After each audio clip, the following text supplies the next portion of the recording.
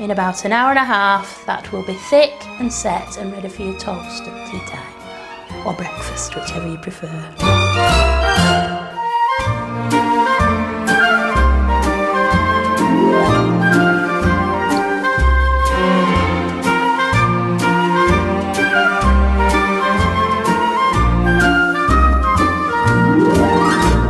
Well, Mr. Quilter joins us now, the owner of Marmalade Restaurant in Chorlton, so well suited to speak on this topic. And we have 4 different marmalades to sample. We've got the Duerr's Manchester Marmalade, we've got the Co-op, we've got Robinson's, which is the shredless one, and the one you made yourself, the very programme. Let's get stuck in, shall we, and try the Manchester one. Okay.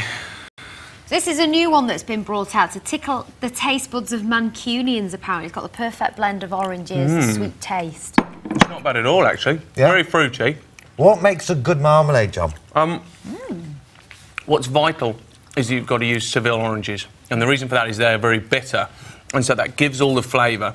And it's also got, in the pith and the pips, it's got an agent called pectin, which is what turns it into a jelly, effectively. So that's really important.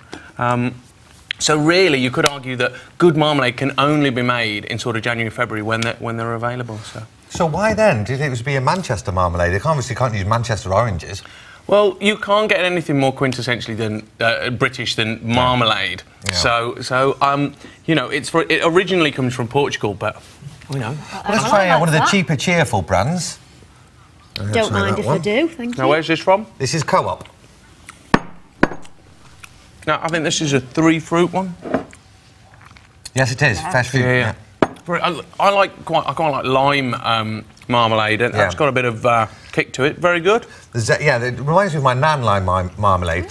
So she also used to have like this pewter marmalade holder that you used to put your marmalade thing in, like this, jar in, and a special marmalade spoon to go in it. Yeah. Amazing. Loved it. Wow, obviously a big fan of marmalade.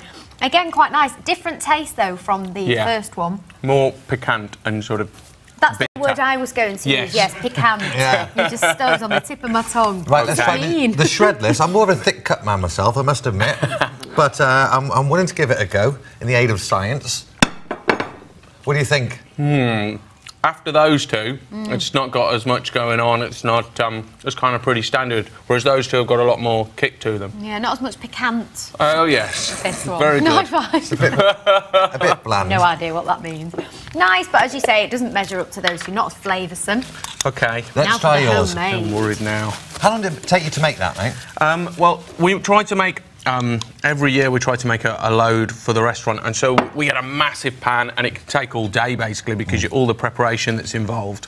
But what's great about it is you can't be getting out of bed in the morning and eating your own marmalade that you've made yourselves. So. Thank you very much. Don't mind if I do. Let's get stuck in, shall we?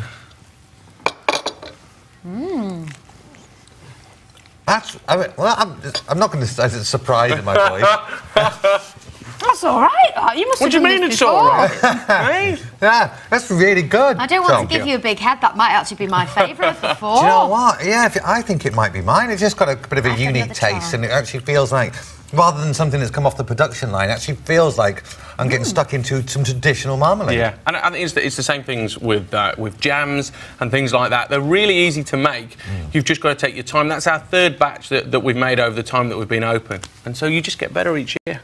That's very tasty indeed. Jonathan, thank you very much. Loves marmalade so much, he named his restaurant after it. So let that be a lesson to you. If you fancy getting stuck into marmalade, make your own. It's well worth it because it tastes fantastic. Thank you very much, sir, for coming in. Thank you. Cheers. Well, that's it for this morning show. We'll see you all again bright and breezy in the morning. I certainly will do. For tomorrow, it's Health Tuesday, so I have Dr. Bernard Nair here, as well as all your business news. So join us again from 6 o'clock. Enjoy the rest of your day, and don't forget to get your sunnies on because it's rather bright. It's a corker. See you tomorrow.